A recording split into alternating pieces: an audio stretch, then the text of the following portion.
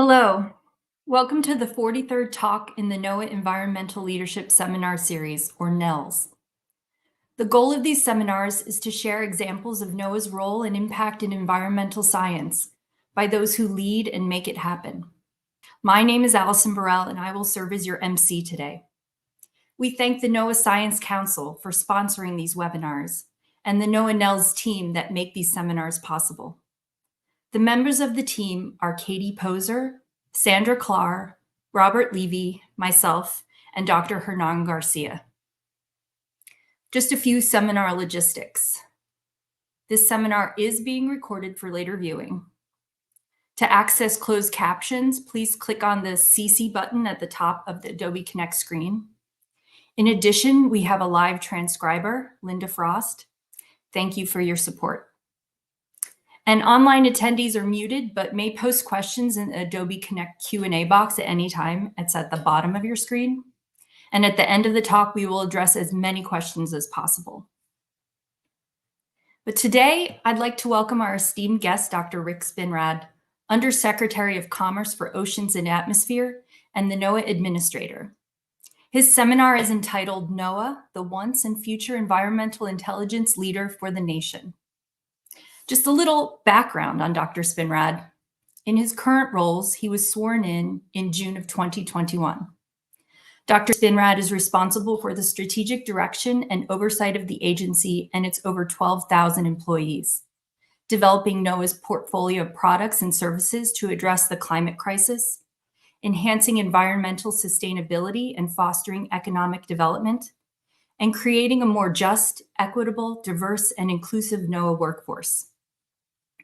Throughout the years, he's served several other roles within NOAA, including chief scientist under President Obama and assistant administrator of two divisions within NOAA, the Office of Oceanic and Atmospheric Research and the National Ocean Service. Without further ado, I will now turn it over to Dr. Spinrad. Thank you for taking the time to talk with us today.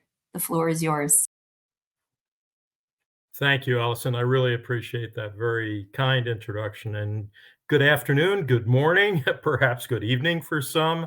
I am really excited and pleased that we actually have the technology like this that allows us to not only come together for the NOAA Environmental Leadership Seminar, but also to do so under conditions which, for those of us in the DC area, include being closed today for a snow day, which I would point out for everyone's benefit was forecasted perfectly, even to the minute when the snow was going to start in this area. So to all those NOAA colleagues we've got on the call today, thank you for everything that you do to make forecasts like those so useful and helpful and valuable.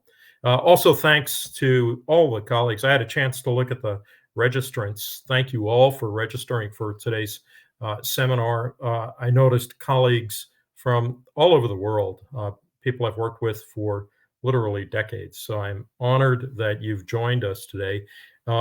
Looking at that list actually put me in kind of a reflective mood. And I'm thinking, since it's the start of the new year, I thought I'd share a couple of reflections. And I'd start with when I came into the job. When I came into the job as NOAA administrator, in late June of 2021, as you heard from Allison's introduction, it was not my first day at NOAA. It was my first day as administrator.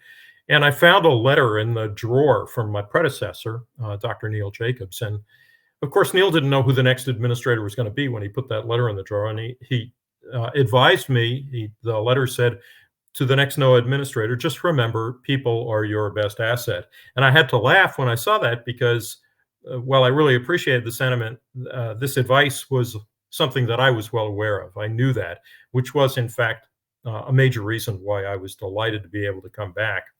I've been with NOAA off and on for almost 23 years. And from the beginning of my time in the agency to now, and every milestone in between, the agency really has been transformed first and foremost by the people. That's why today I'm really delighted to have the opportunity to highlight the accomplishments of our NOAA team during this administration.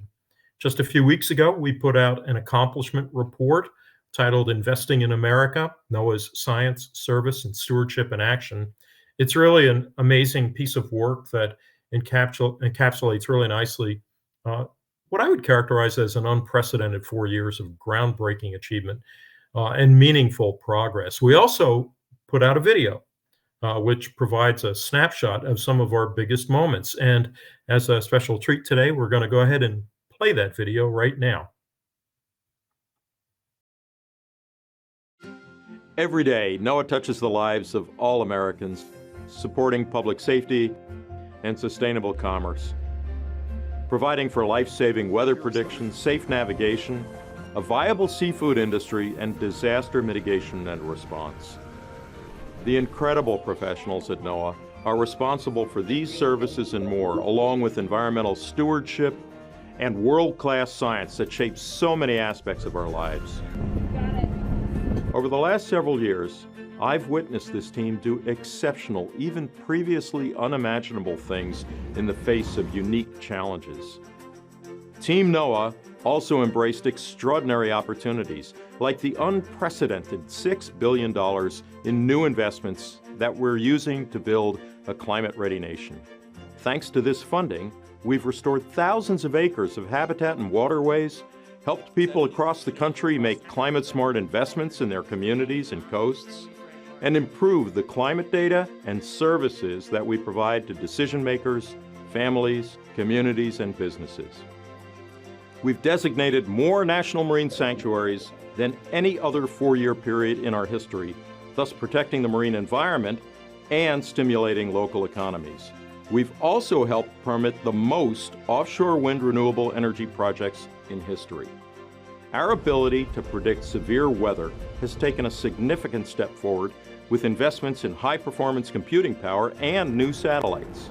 Our ability to gather environmental intelligence, so vital for decision makers, will continue to grow as we add to our fleet new state-of-the-art ships that we're building from the keel up, aircraft acquired new from the manufacturer, and new pier facilities in South Carolina, Rhode Island, and Alaska.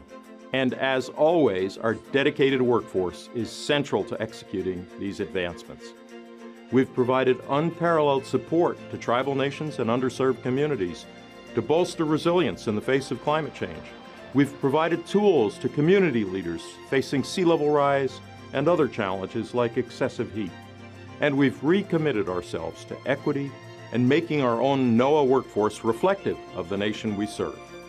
As the Biden-Harris administration comes to a close, I am proud to say our communities are more prepared for climate change, our observation and prediction tools are more powerful, and our core values of innovation, integrity, and inclusion are central to our mission of science, service, and stewardship.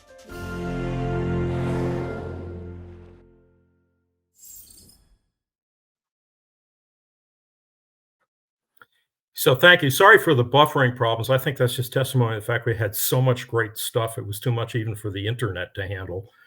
But let me start by pointing out that when I came on board as NOAA administrator, I identified 3 strategic pillars, as I called it, to drive our work. The first was to build a climate-ready nation. The second, to strengthen the new blue economy. After all, NOAA sits in the Department of Commerce. And the third is to enhance operational excellence through incorporation of more equitable practices, procedures, and programs to better serve all Americans, individually, in communities, and in corporations and industry. And I couldn't be more proud of our teams, the people across NOAA who linked arms to make our blueprints a reality by standing these pillars up. They've withstood the test of time and continue to serve as a strong guidepost for our areas of excellence. Since we only had a few minutes for the victory lap in that video, let me go into a little bit more detail about some of these accomplishments. Let's start with the Climate Ready Nation. Together, we've made a significant down payment on developing a climate ready nation. For example, we've invested over $6 billion thanks to the bipartisan infrastructure law and the Inflation Reduction Act. Think about that. That's $6 billion that we got in combination from those 2 pieces of legislation is about equivalent to a full year's worth of appropriation for NOAA. So it was an extraordinary increase for us to do the things that we felt we needed to do, doing things like restoring waterways, thousands of acres of habitat. The National Ocean Service allocated nearly $141 million in BIL funding towards 51 competitive projects in 27 states and territories, addressing challenges including coastal resilience, restoration, marine debris, and of course, tribal priorities. And I'll add on a personal note that I had the opportunity to visit about 30 of those sites. Thanks to the IRA, we invested almost 600 million, 575 million in the Climate Resilience Regional Challenge and the $60 million for ocean-based climate resilience accelerators. NOAA distributed almost $250 million in BIL and IRA funding across nearly 50 projects, thanks to the Restoring Fish Passage Through Barrier Removal funding opportunities. Furthermore, the Biden-Harris administration has designated 3 new national marine sanctuaries. As part of President Biden's America the Beautiful initiative, NOS designated the new Lake Ontario National Marine Sanctuary, a sanctuary that protects archaeological sites, shipwrecks, and submerged aircraft and spans 2 centuries of the nation's history. We also designated part of Lake Michigan as Wisconsin's Shipwreck Coast National Marine Sanctuary, which encapsulates the region's maritime cultural heritage and creates unique research, educational, recreational, and tourism opportunities. And NOAA designated the Chumash Heritage National Marine Sanctuary, the 3rd largest to be managed within tribal community involvement. This was all done at a pace that far exceeded any sanctuary designation pace we've had in the last several decades. We also made tremendous progress to strengthen the New Blue economy. Our stewardship of the New Blue economy has supported over 2.4 million jobs and contributed almost $400 billion to our country's gross domestic product through tourism, shipping, transportation, power generation, and the seafood industry, just to name a few. Our agency has helped communities and their local economies recover from disasters. After the Francis Scott Key Bridge collapsed, our teams utilized environmental intelligence to establish auxiliary navigation channels around the wreckage to protect commerce interests and help remove hazardous materials. NOAA also supported the U.S. Coast Guard's efforts to safely recover over 10,000 gallons of petroleum products and 24,000 pounds of hazardous waste from areas surrounding the Maui wildfires last year. We've permitted the most offshore wind renewable energy projects in history. Since the first commercial-scale offshore wind project in the United States, Vineyard Wind 1, NOAA has joined the Bureau of Ocean Energy Management in 10 records of decision, or RODs, that total 15 gigawatts of approved offshore wind projects. We've teamed up with partners like the Nature Conservancy, Community Offshore Wind, and the University of Rhode Island to continue to advance offshore wind progress. Along the way, NOAA and the Bureau of Ocean Energy Management launched a strategy to help endangered North Atlantic right whales recover while responsibly developing offshore wind energy. And NOAA has helped fisheries manage climate impacts, rebuilt critical stocks, and protected tribal fish hatcheries. NOAA's new dashboard on the National Marine Ecosystem Status website shows acidification status in marine ecosystems to better equip natural resource managers. Additionally, NOAA Fisheries launched a new Northeast Oyster Breeding Center to support shellfish farming of disease-resistant oysters in the Northeast. 94% of the stocks managed with known status are not subject to overfishing, and nearly 82% are not overfished. 50 stocks have been rebuilt since 2000, supporting $321 billion of commercial and recreational sales and 2.3 million jobs in 2022. Pacific bluefin tuna has exceeded international targets a decade ahead of schedule. NOAA also announced more than $105 million in recommended funding for 14 new and continuing salmon recovery projects and programs. NOAA invested an unprecedented $240 million through the IRA to support fish hatcheries in Oregon that produce Pacific salmon and steelhead. Fish hatcheries in the Pacific Northwest support ceremonial and economic benefits for tribal communities. NOAA had also equitably enhanced operational excellence to better serve all Americans. Last year, we hired over 2,000 new employees to further our mission. We've also created new positions, including senior leadership positions focused on improving employee experience. We've made it a priority to hire a more diverse workforce that better reflects the communities we serve.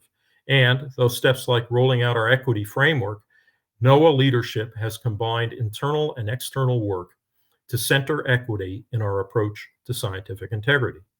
Our NOAA teams have also improved climate data and services. NOAA's Center for Satellite Applications and Research, STAR, made climate data more discoverable, accessible, and usable by developing the next-gen climate data record. NOAA's National Center for Environmental Information released the billion-dollar disaster risk mapping tool, which strengthens local awareness of risk, exposure, and vulnerability. NOAA and our partners at Esri formally partnered to develop a one-of-a-kind platform of equitable, actionable, and ready-to-use ocean and coastal data for users. By investing in high-performance computing, NOAA has improved our severe weather prediction. We advanced wildfire warning and flood mapping capabilities to better support first responders and meteorologists on the ground. We established a generative AI pilot program and working group, resulting in 72 projects that promote modernization and innovation in a safe, ethical, and secure manner. The National Hurricane Center and the Environmental Modeling Center released the Hurricane Analysis and Forecast System, HAFS, improving forecasts and enabling impact-based decision support services ahead of tropical cyclones. NOAA expanded the capacity of the nation's weather and climate operational supercomputing system, WCOS, by 20%. Faster supercomputing allows us to run more complex forecast models, and more storage space enables more data to be assimilated into the system so weather forecasters deliver more accurate predictions. We've also met and moved our goalpost when it comes to satellites. We launched the GOES-U satellite, the fourth and final satellite in the Geostationary Operational Environmental Satellites, GOES-R series.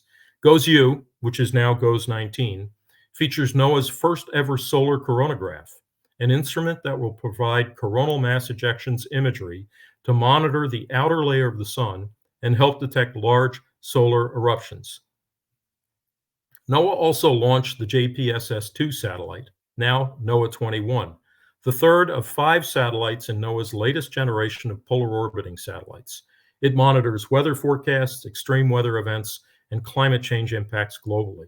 NOAA's satellites supported the critical rescue of 350 people in life-threatening situations in 2023. And next up is going to be GeoXO. NOAA is enabling commercial space safety. The Office of Space Commerce released Phase 1 of its Traffic Coordination System for Space, or TRACS, to a set of beta users. The system promotes safe space safety, sustainability, and international cooperation through alerts provided to space operators.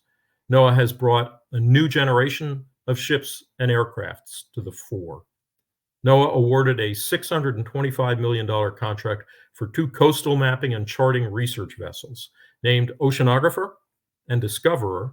2 new oceanographic research ships will support a variety of missions. NOAA awarded a contract for 2 specialized Lockheed C-130J Hercules aircraft to become the next generation of NOAA Hurricane Hunter aircraft, replacing our more than 50-year-old P-3 aircraft that we've been flying for decades. NOAA's new aircraft, the Beechcraft King Air 350, was outfitted with remote sensing equipment to measure the water content of snow and soil, data that are used for flood, river level, and water supply forecasts, also for coastal mapping and aerial surveys of things like post-storm damage. And we also added new pier facilities in South Carolina, in Rhode Island, and in Alaska. Thanks to the IRA funding, we broke ground on the Pier Romeo recapitalization project in North Charleston, South Carolina, and IRA funding also supported the new NOAA Marine Operations Center Atlantic facility in Newport. As we saw this year, excessive heat and flooding have impacted Americans in every corner of the country. We worked closely through the National Integrated Heat Health Information System, or NIHIS, with our partners to launch heat.gov. This is the nation's premier source of heat and health information. Our teams worked with the Centers for Disease Control and Prevention to connect more communities with Heat Risk, a tool offering locally tailored heat risk resources. We also innovated to better equip decision makers ahead of flooding. Some of the new resources include the Interagency Sea Level Rise Technical Report, the interactive versions of the Sea Level Trends Map, and the State of High Tide Flooding and Annual Outlook. Also a data update to the Sea Level Rise Viewer, and improved Great Lakes information for the Coastal Flood Exposure Mapper and Coastal Inundation Dashboard. The milestones reached across our line offices are a testament to the lasting strength of this One NOAA approach. I want to talk a little bit about engagement with community and equity considerations, and I'm proud to say that throughout the past 4 years, we have championed people-first policies and closed some longstanding equity gaps. We've connected tribes across the country with climate resilience resources and built new bridges of two-way communication thanks to dialogues like the Alaska Native Tribal Health Consortium's first Tribal Climate Initiatives gathering. After decades of manually translating weather forecasts and warnings into Spanish, the Weather Service leveraged AI to share key weather and climate information, including critical alerts, in more languages. The Industry Proving Grounds initiative has connected major U.S. industries like architecture and engineering, the reinsurance and insurance industries, and retail industries with actionable climate data to better support decision-making and long-term climate resilience planning. The agency broadened the ranges of voices that contribute to its science and policy through initiatives like the EE Blue Young Changemakers Fellowship, which has allowed us to share the policy-making pen with young, that is to say, high school age people. Equity considerations run through the DNA of every NOAA initiative. We're facing a change. We're in a transition period. The federal government is about to make a change just less than 2 weeks from now. I want to point out that our NOAA team is strong. We have 12,000 people in the agency. 11,975 of them are the best career civil servants in the land. And I can confidently say that the folks moving into acting roles at every level know the issues well and are going to continue to promote continuity throughout NOAA. Our team will continue to work hard to deliver the products and services to the American public and our international partners, to continue to build relationships and set up collaborations for the future. My main concern is for the morale on the team. You've all heard rumors about the future of NOAA, and when I hope they're all false, none of us knows yet what the truth will be. All I can say is that across the department, we are doing everything we can to ensure a seamless transition. I spent most of the time here talking about the items we've crossed off the whiteboard, which, as my team knows, is my running to-do list. There are just a few items I want to share that I want to pass on to the next administrator. One is a strong emphasis on acquisitions. We've done that. You heard me talk about our satellites program, the ships, the aircraft, the piers. We need to do the same kind of thing with a number of other investment areas, like ocean observations, next generation radar, high performance computing. We need to strengthen and restructure partnerships to more effectively express the value proposition of what NOAA does. Once you get somebody to sit and listen to the impact of the work that we do and the value and the cost savings and the cost avoidances as a result of what we provide, it's a pretty strong value proposition. Building a strong voice of advocacy for NOAA's role in the use and development of environmental intelligence is an important thing to do. And also to invoke that value of environmental intelligence. Whoever the new team is, I hope they embrace the same lesson the administrator before me left with his letter. We don't see this kind of success without valuing every member of the team and their contributions equally. Our civil servants and our partners, our contractors, our academic partners, our industry partners. In 2025, NOAA has brought the kind of science and technology to life that we could only dream about back in 2002 when I was just starting out here, even in 2014 when I was the chief scientist. As I come up on my final few weeks in the NOAA Administrator and Undersecretary of Commerce for Oceans and Atmosphere seat, I can't help but think about the heights NOAA is going to reach in another 20 years. So I'd like to take the time now to answer any questions you may have for me concerning the future, upcoming challenges, opportunities, or anything else. And with that, I'll throw it over to Allison to moderate the questions. Thank you. Thank you, Dr. Spinrad. So yeah, let's open up the Q&A. There should be a box right down at the bottom of your screen. Go ahead and put those questions in and we can see them. We've already got a bunch in here thanking you for your time here over the past 4 years and your leadership, and that you will be missed. Thank you. I appreciate that. And I will miss all of you. And I'll miss most of what the job entails, but not everything. But I came into the job with my eyes wide open, and I can say everything that has happened over the last 4 years has actually exceeded my expectations, and it's a tribute to the workforce. So thank you for that really kind thought. Yeah. Okay, so let's jump into these questions. First one we have is, what would you, and you talked a little bit about this already, but what would you really like to share with the next NOAA administrator or Congress about the operational continuity of an independent science-based NOAA? There's a lot of aspects to that question. So let me talk about the continuity part because the independent science-based is another aspect. Just make a quick note here. The continuity piece is critical for a number of reasons. People need to understand, obviously, we can't take a pause in the operational responsibilities. We can't say, well, let's not do stock assessments for a little while. Let's not put out weather forecasts. Let's wait on, space weather prediction. These are things that are happening every day. And so we have a responsibility to provide the watches, warnings, decision support information. That continuity is critical. It is as critical as maintaining continuity in our national security infrastructure. Nobody would ever say, well, let's stand down the Army for a while and think about what we really ought to be doing. So part of the message is to convey to decision makers the mission critical and nature of what we do and how it really is important for every American individual, community, and industry. There was an implication of the scientifically based independent agency piece, I think, in that question. And I'm happy to just say a quick word about that. There's a lot of discussion about what form should NOAA take. Obviously, form should follow function.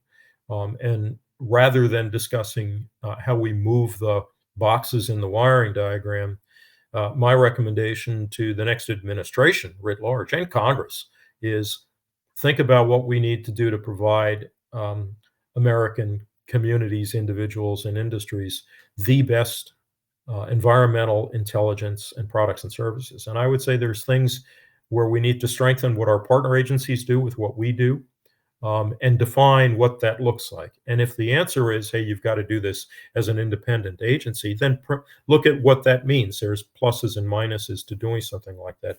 But start with what the requirements are and the most efficient way to get those kind of capabilities into the hands of decision makers. So moving forward, have you come across any new scientific questions or issues that you're excited to follow in the future of NOAA? Yeah, I mean, there's the obvious ones, which we're already working on, but autonomy, artificial intelligence, as just two quick examples. The work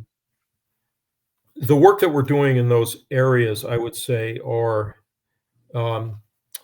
it is impactful, but we simply don't have the resources to invest, as I think we should, into the full spectrum of AI applications. So we're going to have to be picky about what we do. So we have over 200 projects in the NOAA NOAA Center for Artificial Intelligence portfolio. A major thrust, obviously, is in AI for numerical weather prediction, where we already know we can see dramatic improvements in some cases and sometimes using machine learning approaches to numerical weather prediction. So that's one area. Autonomy is one I think we really could take advantage of, especially if you look at something like ocean observations, where I think the capability, for example, of having swarms of robotic capabilities pre-positioned, the resident, as we like to say, resident in the ocean, ready to respond to an oncoming hurricane or tsunami and make observations and incorporate AI in how those observations are made. So the sensors can be talking with each other. There's a whole slew of other really fascinating scientific developments. I listened to my friend Marcia McNutt, the president of the National Academy of Sciences, speak a couple of weeks ago on quorum sensing, for example, which, based on what I know about it, has very clear and obvious implications for what we do. So one of the things that I think is important is that in the next administration and all future administrations, we make sure that NOAA's connectivity to the other leading edge federal agencies and their partners in academia is as strong and robust as it can possibly be. And that's where groups like our Science Advisory Board are really helpful, because they can advise us on what they see coming over the horizon in terms of new capabilities. But it really is a pretty exciting time in terms of some of these new scientific capabilities that are emerging. So, what are your thoughts about opportunities and challenges for collaborating with these other federal agencies on these new endeavors?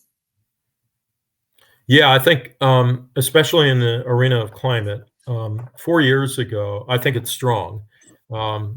We have to go into it with a clear understanding that agencies are always a little bit um, um, leery of trying to identify how we can leverage each other, for fear that it might mean losing some capacity or capability. So I think a wholesale discussion of what we as a nation need to do in the area of supporting economic development, supporting safe communities, supporting food security, energy security through the use of environmental intelligence. I've used that phrase throughout my tenure as administrator. And I think if we use that as the currency of the realm, so to speak, and ask the question, what can we do with the best environmental intelligence? We will start getting some really good answers on how to have more efficient and effective energy grids, how to make better use of our agricultural infrastructure, how to improve transportation, but put climate intelligence, or sorry, environmental intelligence at the center of it. And then ask each of these agencies, DOE, EPA, USGS, NSF, what equities do you have that you think can contribute to this? In that spirit, I will tell you that the director of NSF, Ponch, as he likes to go by, and I have developed a wonderful working relationship. And it was based on one fundamental question: how can we each benefit from what the other agency excels at? And then we're able to define a whole number of exciting new areas of investment, um, such as the um, IUCRC, Industry University Cooperative Research Program on for reinsurance industries. That's an example of where two agencies, in this case, NOAA and NSF, have said, here's what we can do, here's what you can do, here's how we can work with our partners in academia. Let's develop a program to exploit environmental intelligence to make the reinsurance and insurance industry more effective and efficient and helpful. How is NOAA enhancing data storage facilities for, satellite data, but all of the things you were just talking about produce data, especially climate data? Yeah. Um, I love that question because it reminds me, I don't think I've used the word cloud once yet in our, and bad on me because that obviously is, we can call it a technology, we can call it a we can call it a philosophy, we can call it a capability. Cloud is central. Cloud computing and cloud data storage are central, which is why we've worked so hard with our colleagues at AWS, at Microsoft, at Google, and elsewhere to try to develop capabilities. We've been doing this for years. We started the big data program back when I was chief scientist. That's evolved to NOAA's open data distribution concept, the NOD concept. Um, and I think that's going to be central to our ability to deal with volumes and volumes of data, and also to make it as accessible as possible to other users, which is part of our principle of operation. But how we're going to approach cloud, how we're going to approach um, data assimilation using AI technologies, I would say is another part of that. But the cloud is central to the answer to that question. Yeah, and we actually have a question regarding AI related weather predictions. And what do you foresee the next generation of NOAA, like in the next 10 years? I mean, is AI going to eke out meteorologists, or are they still, No, I don't think. Yeah, people have this weird misconception that AI means everybody packs up their lunch and leaves and goes home, and you just turn on the machine and stuff gets spit out. My own belief is you're never going to have the human out of the loop, and one of the greatest skills that we've got, which we're going to have, is the interpretive skill, the local knowledge, the understanding of the probabilistic nature of all forecasts, and that's a very human element. I think first of all, we already know the potential for AI. We're seeing, at least in one case, in one example of AI applications for numerical weather prediction, about a 7 years worth of progress leap in less than 6 months, using AI-based data assimilation techniques. Part of the problem is you have to have enough high quality data as the training data for AI applications.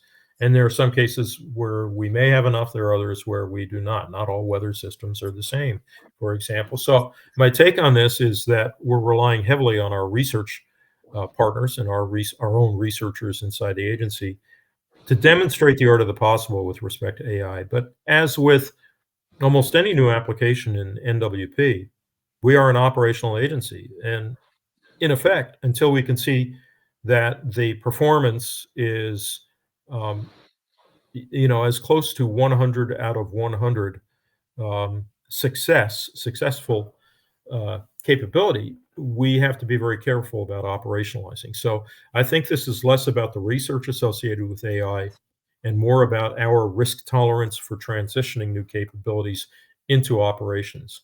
But I'm really encouraged, especially by the strategic approach within the Weather Service, to trying to incorporate dramatically different approaches. I want to add one other thing. I heard the CEO of Amazon say you can't do AI without the cloud. Now, we can debate that, and that's obviously a very self-serving statement for the CEO of Amazon. But part of our concept of operations is that you don't have to be sitting at a cubicle in a production center in order to provide services. You may be an IMET at a fire out west, or you may be on scene as a rapid response survey tech who were reacting to a bridge collapse. You want to be able to have access to the best products and services, which means you may be relying on what would be called a thin client to reach to the cloud for computational purposes to answer your question specific to your problem in that part of the world at that time. So when we talk about cloud applications or AI for NWP and cloud, I'm thinking, how is that going to help that single incident meteorologist who's at the fire out in Utah and have the same that individual would have the same capability as the forecaster sitting in a WFO um, in a production center. I'm going to jump around topics. I think this is a really great question. What are the most important areas where education should be focused for moving the nation forward? And how can NOAA make this happen? Because we are always trying to build the new NOAA workforce, right? Yeah, That's yeah. important. So, and we got a lot of great programs, whether it's our fellowships or, just rolled out about $50 million for climate workforce development. I think those are all really important. In a kind of old school characterization of formal and informal education, I think we probably would benefit by looking at um, some more engagement and development of instructive tools and educational products for a broader segment of the public. One of the things NOAA is really good at is we have outreach to a huge portion of the population. And it's when you look at our workforce, 8,000 of our 12,000 employees are actually outside the DC area. They may be part of a Sea Grant network. They may be part of a regional coordinators network. They may be part of our um, fisheries regional construct. We're trying something new, and in fact, it's manifesting in Medford, Oregon, of all places, where we're thinking, can we take what is a traditional weather forecast office and turn it more into something like an environmental forecast center? So you'd have an expert on ocean processes. You'd have somebody who knows about harmful algal blooms. You'd have somebody who knows about fisheries in that office, which we traditionally don't. And I'm coming back to the question was fundamentally about education. What I'm saying is, I think it is really important that we build a demand signal for our products and services. And that demand signal is a grassroots kind of thing. How do you get the farmer in Iowa, the water manager in Northern California, the flood control district in Georgia to really understand what's available to them and what are the respective skills and uncertainties, if you will, of the tools that are available to them? Once we do that more effectively, and that is an educational effort, we will start to see that demand signal expressed more vocally. In the end, that could end up in more appropriations for NOAA, but it'll certainly end up in justification for priorities of investment in our research and our products and services. Several of the folks on this seminar are well familiar with one of the fascinating statistics. I didn't mention it in my prepared remarks, but the Climate Resilience Regional Challenge, that $575 million competition that we had with the IRA funding, received over $16 billion worth of proposals. That's like a 30 to 1 demand signal. And that's not all that unusual. How do we educate the American public, Congress, local decision makers, mayors, town councils, that this is a service that's available and that if they demand it, we can produce the kind of products that they need. I think that's the most important educational piece. My view overall with respect to education is I love the things that we do to try to build our own workforce. And I've got to say that so many of the internships and fellowships that include direct hire authority are terrific. It's a great idea. I also believe if we end up educating young people on what we do and they decide to go off and become corporate executives or patrons of the arts, that's great because they then are well educated with respect to our mission and our capabilities, citizens who can help build that demand signal. I think another important thing is government and private industry partnerships. And I mean, that could play a role in education as well. The more we're involved in the community, even through these partnerships. But where do you think NOAA will be in the future with these type of partnerships? I really like that question because, again, as my staff knows, one of the first things I did when I came on board was I said, I want to have meet and greets and discussions with as many seemingly disparate partners as are interested in having those meetings. And what did I mean by that? I meant there are standard partners that we meet with on a regular basis. The commercial weather enterprise, the developers of oceanographic sensors. But what about the American Medical Association? What about faith-based communities? What about the manufacturers associations? What about in the federal government, housing and urban development or the Treasury? And so in my first 6 months on the job, I had probably close to 150 meetings with these potential new partners. Um, and they were, in some cases, it was big organizations like the American Medical Association. In other cases, it was very, very small groups. And in almost every case, the conversation started with them, usually their chairman of the board or CEO, saying something like, I'm not sure why I'm here, but happy to have the conversation. And by the end of 30 or 45 minutes, she or he was saying, I see great potential for us to develop a dialogue, establish a partnership. So we've signed a lot of MOUs, MOAs, cooperative R&D agreements, CRADAs, as we call them. But we haven't done enough. And I'd say we need to keep that pressure up. And my challenge is think of any group, and I think you would find that you can establish a connection point with those partners.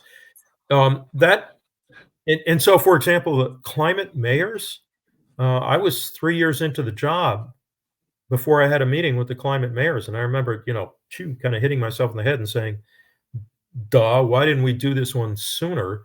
We now have an agreement with the climate mayors. So here's 350 mayors of big cities, small towns, who are much better informed about what NOAA does, eager to learn about the tools that we have. So we have a traveling show that we've developed with the Climate Program Office and the Education Office to inform these members of the Climate Mayors organization what is available to them for making decisions about protecting their citizens. So coming back to the question, partnerships are essential. We shouldn't be afraid of them. We should aggressively go after them. I'll share with you an example of what I tried to do, which I don't think succeeded. And I would say it probably needs some more effort. I carved out some resources and I said, let's make this available. Let's call it the Passport Program. And basically, any NOAA employee can propose to go to a conference from some organization they have never had any affiliation with. We'll pay for the travel for you to go to that. All we ask is that you come back with an idea. And it was really undersubscribed. Now, that could be on me, maybe that we didn't get the word out well enough and should double down on trying to get the word out. But I think the concept is still a good one, to reward behavior that develops new partnerships. And if only 1 out of 10 of those results in a major new development, major improvement in lives, livelihoods, and lifestyles, then that's a success, in my opinion. But it's true. If you stay in your wheelhouse always, it's going to be hard to generate new ideas. Think outside the box. I love that program. And we're really busy people too. That's the other thing is it's not easy to convince your boss to take 3 days, 4 days off on the projects you're working on to go to the, Society of petrochemical engineers conference or something like that. So it's hard. I understand. It's not easy to just tell people, yeah, go take some time to do this. Well, we're getting down to the last few questions. There are a bunch of concerned questions about the incoming administration, and this one's kind of a tough one, but I think it's important. Talking about those the partnerships, but what happens if the new administration comes in and suggests privatizing it? So not just partnering, but handing it off to. Could you comment if like pay for data services? Would that result in a more efficient agency? And who knows what's going to No, happen, but just no. curious about that. Well, first of all, my answer to that always is we already are paying for services.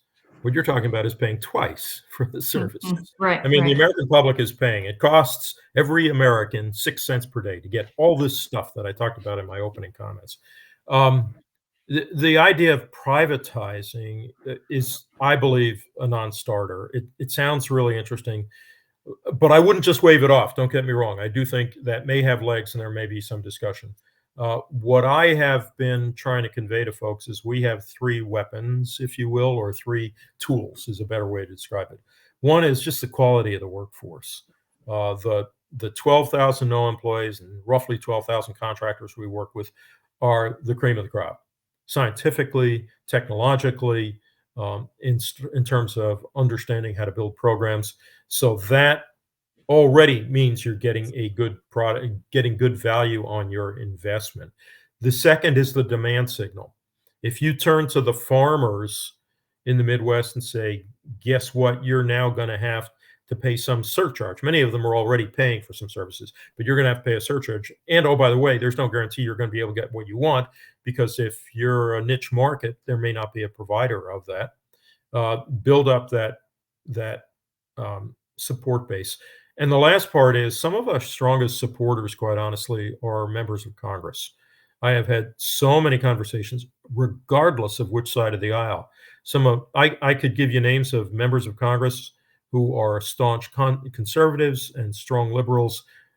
Both of them are ardent supporters of what we do at NOAA. And so I think once you have that discussion, talk about the value proposition, the efficiency, and the quality of the product that you're already getting for 6 cents a day, it's a hard argument to say, oh, let's try to privatize this.